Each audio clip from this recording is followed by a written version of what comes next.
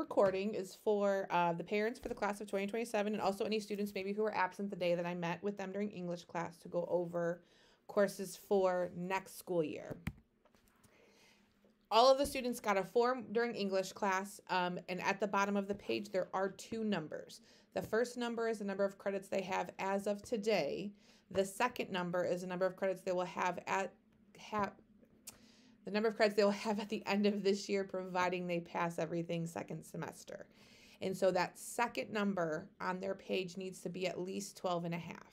If it is not at least 12 and a half, they will need to come see me at some point to discuss maybe needing to take some classes over the summer or what we're going to do to get them back on track to graduate on time. Again, it's that second number on the bottom of the paper that needs to be at least 12 and a half. That first number is the number of credits they have after this first semester of their sophomore year. These are the classes that they all must take and pass their junior year. So everybody is required to take math. Even the students who took Algebra 1 as an 8th grader, they still are required to take 3 years of math in high school. And so their math options, they'll either do Algebra 2, Integrated Algebra 2, dual credit college algebra. That would be our sophomores who are currently taking Algebra 2. They will take dual credit college algebra next year. In order to get the dual credit, in order to get the college credit, they have to have had Algebra 2 with they had to have Algebra 2 and a minimum GPA of a 3.2 or higher, like it says listed on the screen. They will still have to take it if it is their 3rd year of math. If they do not meet that requirement, they just will not receive college credit for it. They also have the option of taking a semester of statistics next year. That would be an elective because they cannot use statistics in place of dual credit algebra. Dual credit college algebra has to be taken because that is a full year class, as where statistics is only a semester. And so they have to stay in that full year of college algebra for the college credit because we do require them to have a full 3 years of a math class. But they can take a semester of statistics as an elective as long as they've taken Algebra 2 with a C or better and have a 3.0 GPA. Again, they can take it if they don't meet that requirement, but they will not receive college credit for it. But they can take it as an elective if they wish to. They cannot opt out of PE if they play 3 consecutive sports. So they can opt out for the whole year if they do, let's say, like volleyball, basketball, and track, or football, basketball, and baseball. If they play a sport in each season, they can opt out for the whole year, but they have to be in a sport the entire school year, as also listed in the handbook.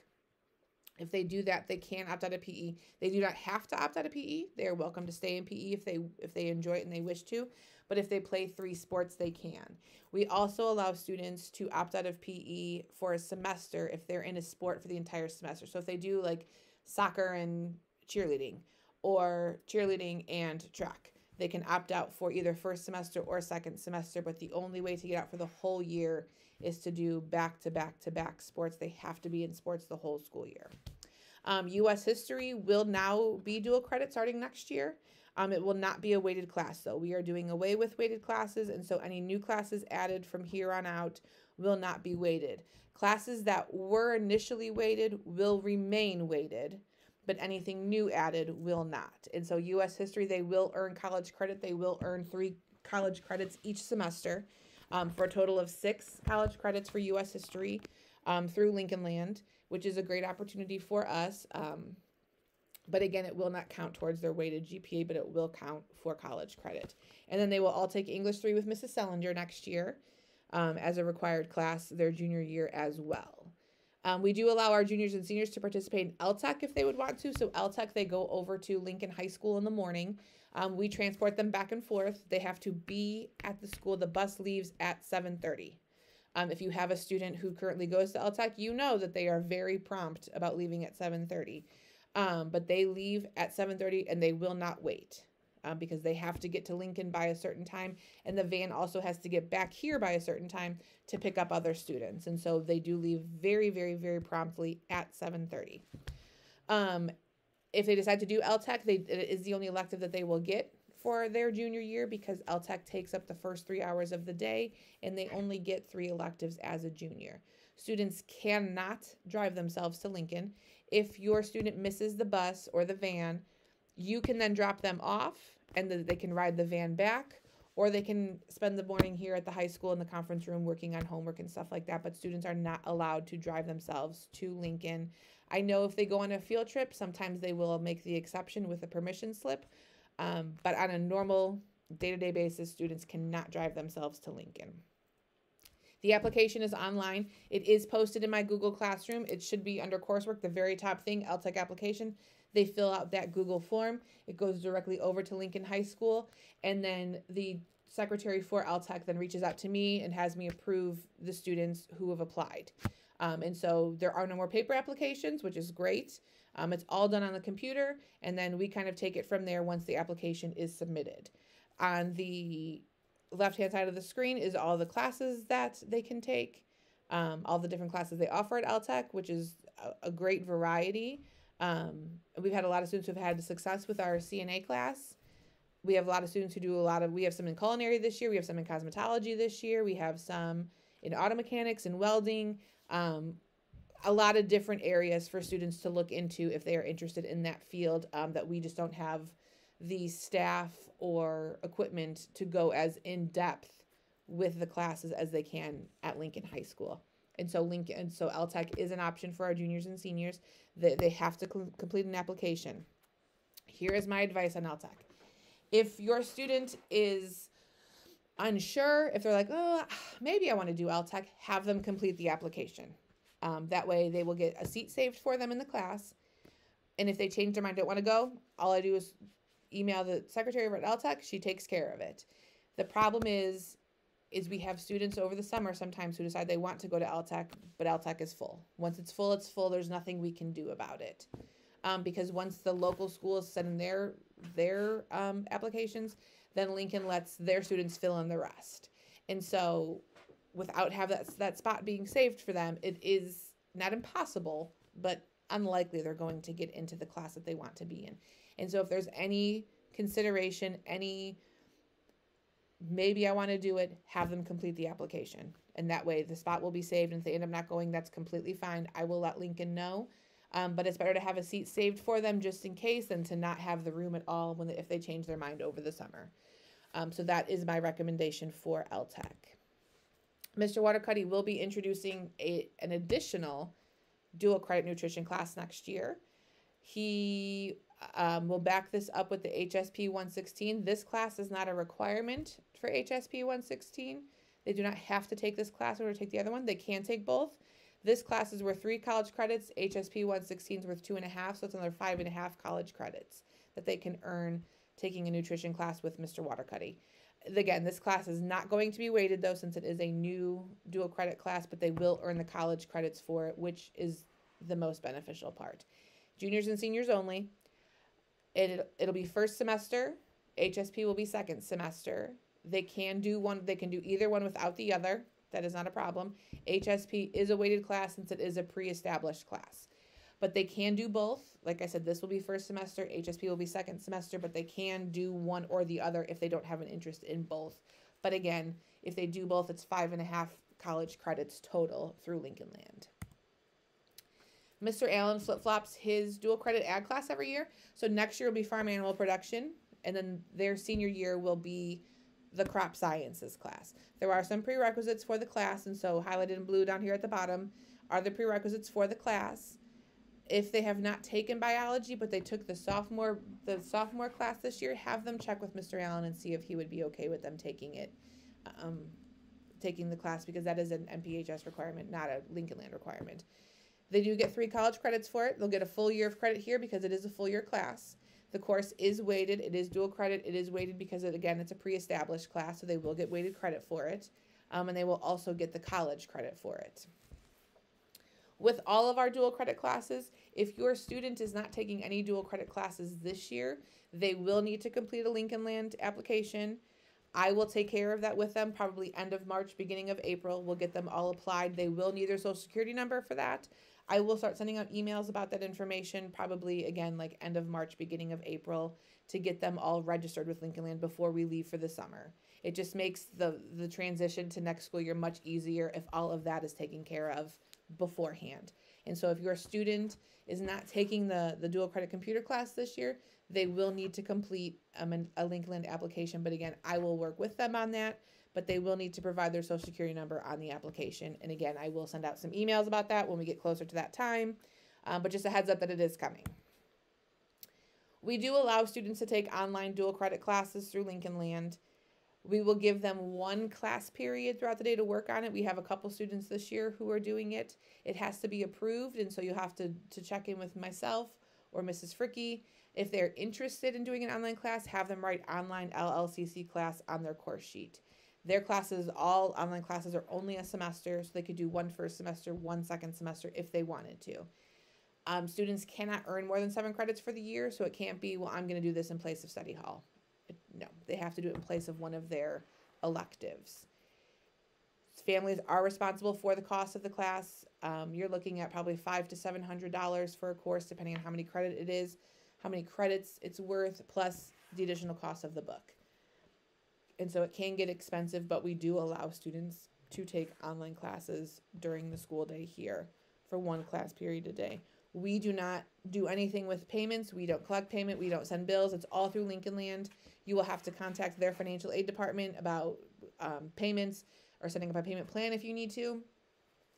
And moving forward, any online dual credit classes will not be weighted either. Since they would be considered like a new class being taught, they will not be weighted, but they will count for college credit and high school credit, and we will give them 1 hour a day to work on it. Students are by no means required to take an online class. Some like online classes, some do not. This is just an opportunity that we give them if they were to choose to, that we will allow them some time during the school day to work on it. But again, families are responsible for the entire cost of the class. The difference with our dual credit classes here at the high school is that they are free because they're taught by our teachers.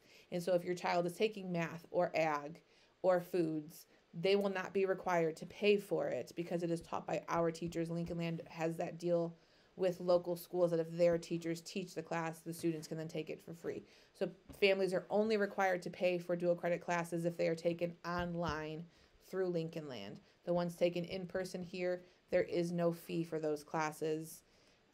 That Lincoln Land has expressed to us, it's always been free. To my knowledge, that is not changing.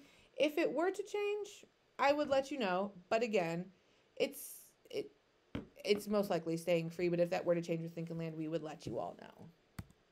Some other information.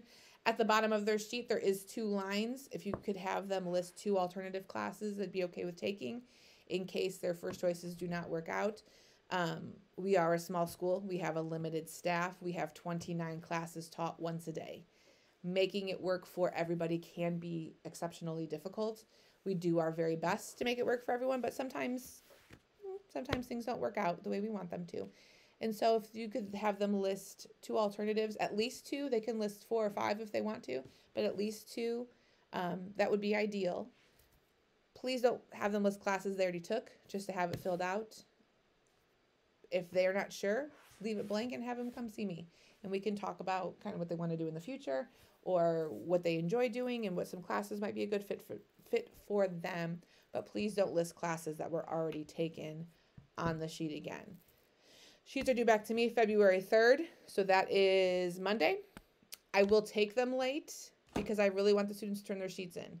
If they don't turn them in, I will have to pick their classes for them. I don't want to pick their classes. They don't want me to pick their classes. They want to pick their own, which of course they do. But if they don't turn a sheet in, I do have to put them in something. And typically it does kind of end up being whatever's open. And so it doesn't always make for the best schedule. And so they are due the 3rd, but again, I will take them late. If your student has lost their sheet or if you ask them for it and they're like, well, I don't know where it is, send me a quick email. I'll print them a new one. I'll get it to them here at school. Not a big deal at all. Again, due Monday preferably, but I will take them late to an extent. If they bring it to me in April, well, the schedule is done at that point. There will be reminders. There'll be in the announcements. I will be sending out emails. I'll be sending out an email today to the current sophomores about getting their course sheets turned in. And I will start asking students if they have their course sheet. There will be reminders, but again, they do have to, I do really, really, really, really prefer that they turn it in because I don't enjoy picking their classes for them. I have strongly urged the students to take the classes that they want to take, that they will find beneficial, that will be meaningful for them. We all love our friends. Our friends are great. We like to spend time with them, but they need to be taking classes, especially at this point in high school, that are going to be beneficial for them. Every year we have students who come in the first day of school like, well, I picked all my classes to be with so-and-so, and now we're not friends anymore. Now I don't want to be around them. And they're kind of stuck with what they're stuck with at that point. Pick the classes that are going to mean something to them. With the required classes, it is like, and being a small school, it is likely they will have classes with their friends and the people that they really enjoy being around, which is fantastic. We want them to be able to do that. But also having some time away and doing the things that are beneficial for them is great. Schedules come out in the summer. I have no control over when schedules go out. I don't release them. And so I don't know. So if you're contacting me over the summer when our schedule's coming out, my response is going to be, I don't know, because I don't know. If you have questions or concerns about schedules over the summer, please send me an email. They want to do this instead of this, or this is the issue, or whatever. Please send me an email so you don't forget. You don't have to wait until August. Please just send it at whatever point you're having the discussion. I will not look into the situation until I'm back to work in August, but it will get looked into once I am back to work. But please, please, please do not hesitate to send me an email if you have concerns. Now, if there's something like major going on, like if they don't have a schedule, that I will look into right away. That I will respond to. But if it's just, changing hours or changing electives, I will respond to that in August when I come back to work. Respectfully, the only appropriate form of communication when it comes to their schedules over the summer is email. Please do not text or call me about schedules over the summer. Please do not send me messages on social media about schedules over the summer. Email is the only appropriate form of communication because I am also on summer break. And so I will be checking emails sporadically. I will mark them as unread. They will be at the top of my email when I come back to work in August. I promise I will take care of it when I'm back to work. But please don't reach out to me on my personal device about student schedules over the summer. Send an email at any point in time. Does not matter to me because I do not want anyone to forget what they're wanting to talk about. But again, don't be surprised if the response does not come until August. Again, if it's something that's a big deal, I will respond. I will look into it over the summer. But for, schedule changes, that will be taken care of in August. Make sure they're looking into the requirements of the class. I emailed a link of the course catalog and showed them all where it was. They all have access to it. So make sure they're checking that. Building construction with Mr. Brigard in the course catalog says up to 1 credit. Some years we do a full year. Some years we back it with welding. He would like, and I won't have a definite answer until I get all the course sheets back. Mr. Brigard would like to have a semester of each this upcoming school year, which is why I've been telling the students it is only a semester class. Could it potentially be a full year class? Yes, it could. But as of right now, we're waiting to see kind of what the numbers are because he likes doing the welding and then the building construction the second semester so they can be outside. So if that were to change, I will let the students know. They will be aware that it's changing. But for now, the plan is for it to just be a semester class. That is all of the information I have for you. If you have any questions, please contact me at school or send me an email. I am happy to sit down with you and your students, have a phone conversation. If you have questions, please don't hesitate to reach out and ask if there's something that you're still unsure of when it comes to picking classes and what would be best for them and things like that. I'm happy to sit and have a conversation with whoever I need to make sure that everybody's on the same page when it comes to school for next year. I thank you all for listening. I hope you all have a fantastic rest of the day.